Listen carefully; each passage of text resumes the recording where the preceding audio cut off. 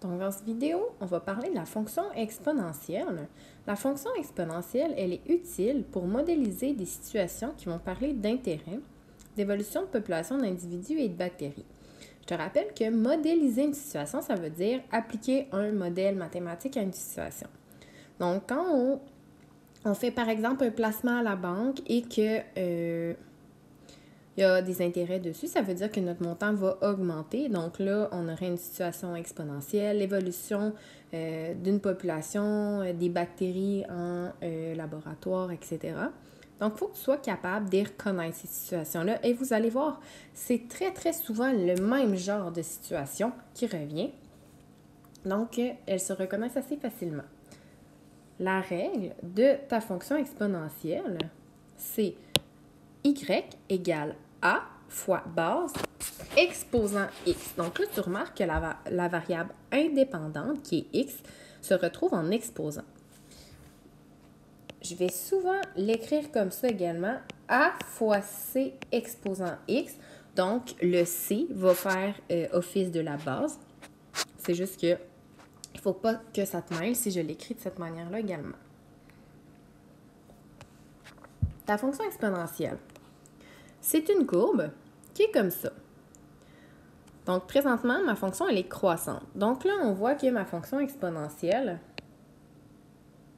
elle se rapproche ici de mon axe et elle coupe mon axe des ordonnées au point 0A, comme ça. Et ce point-là, c'est important de le reconnaître puisque vous allez vous en servir pour aller justement chercher le paramètre A. Donc, le paramètre A, qu'est-ce qu'il représente? Il représente la valeur de départ. Sachez que le paramètre A ne vaut jamais 0, puisque si c'était le cas, on n'aurait pas une fonction exponentielle et on aurait une fonction de degré 0 qui serait simplement une droite horizontale, superposée avec votre axe des abscisses. Donc, la base, c'est le facteur multiplicatif.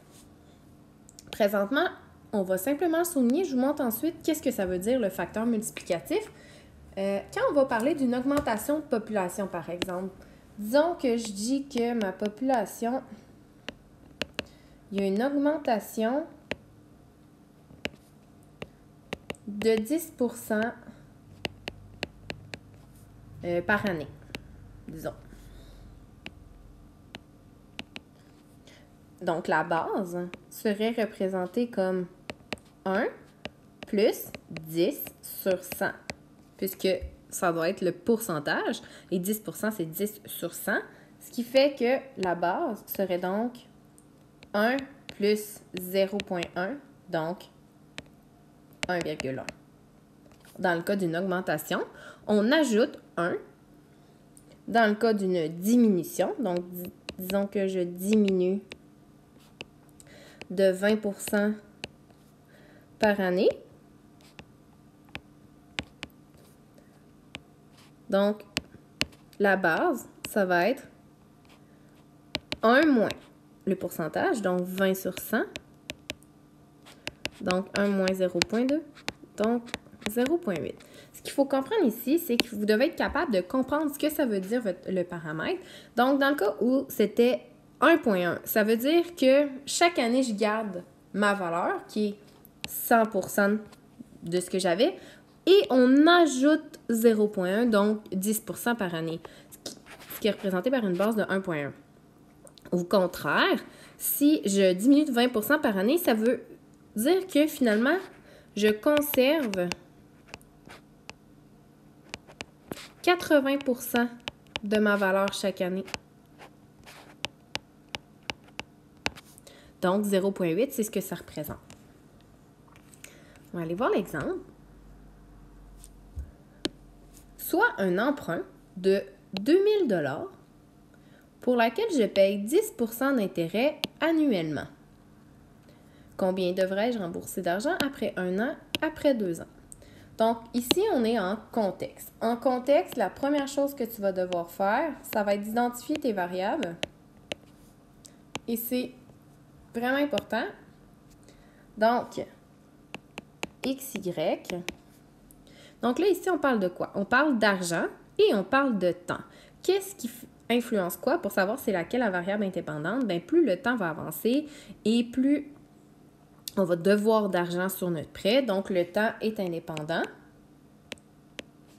en années. Et le montant emprunté, montant à rembourser en fait, selon les années.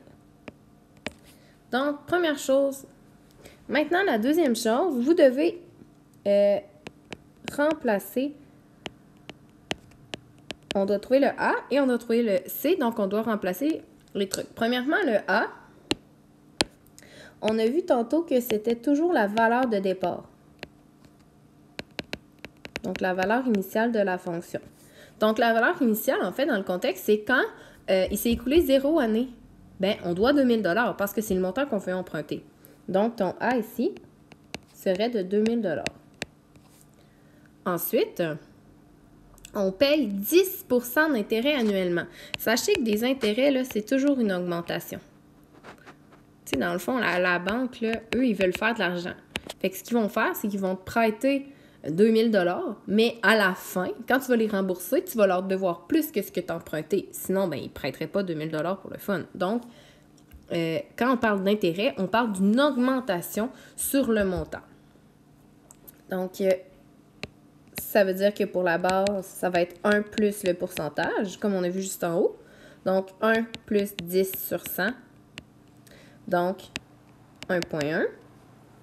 J'ai donc une règle de Y égale à 2000 fois 1,1 exposant X. Et là, on doit répondre à la question. La question te demande combien tu vas devoir rembourser d'argent après 1 an. Donc, après 1 an, ça signifie que X, le temps, est égal à 1. Je vais donc prendre ma règle et je vais remplacer la valeur de X ici par 1. Donc, Y égale à 2000 fois 1,1 exposant 1. Donc, 2000 fois 1,1, ça te donne 2200. Donc, c'est le montant que tu vas devoir rembourser après 1 an. Maintenant, pour répondre à l'autre question, qui est après 2 ans, tu vas faire la même chose, mais avec X égale à 2. Donc, Y égale à 2000 fois 1,1 exposant 2. Donc, 1,1 exposant 2 fois 2000, ça devrait donner 2420 $. Donc, c'est ce que tu dois après 2 ans. Donc là, on voit que ça augmente quand même assez vite. Donc, la banque se fait de l'argent, au final, en te prêtant de l'argent, puisqu'elle te demande des intérêts dessus. Maintenant, on va mieux comprendre ce que je vous disais tantôt par facteur multiplicatif. Donc, on n'oublie pas que la base, je t'ai dit tantôt que c'était le facteur multiplicatif. Ce que ça veut dire, si je remplis la table des valeurs, premièrement, bien, on sait qu'on emprunte 2000 $. Okay? Donc, 2000 $.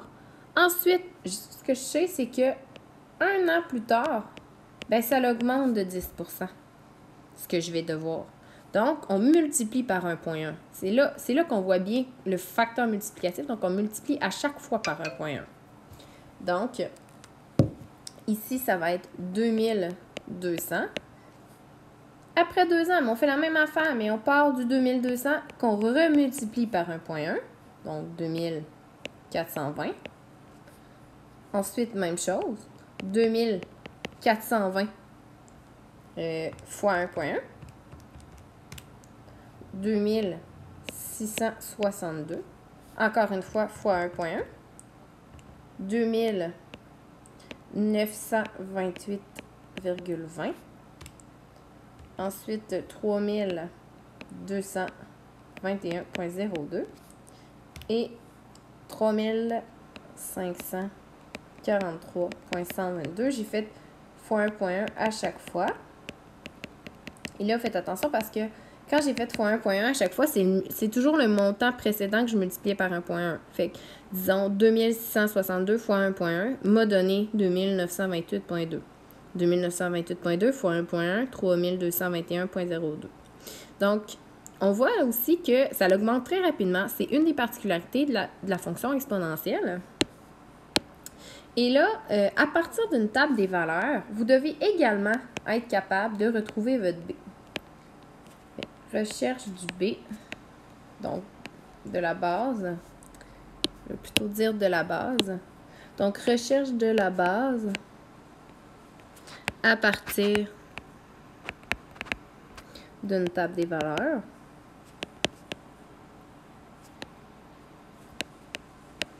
Donc, là, on le sait c'est quoi la base, mais disons que tu ne le sais pas. Ce que tu fais, c'est que tu vas utiliser, disons, cette valeur-là, 2420, et tu vas la diviser par la valeur précédente, 2200, et tu devrais obtenir, en faisant cette division-là, 1.1. Même principe, tu pourrais prendre n'importe lequel autre, tant que tu divises toujours le suivant par le précédent. Donc, 2543.122. Si tu le divises par lui qui vient avant, donc 2321.02, ça devrait également vous donner 1.1. Et voilà. Donc, c'est comme ça qu'on va retrouver la base à partir d'une table des valeurs. Et vous devrez savoir comment le faire puisque ça va revenir. Maintenant, on va répondre au C, dernier exemple.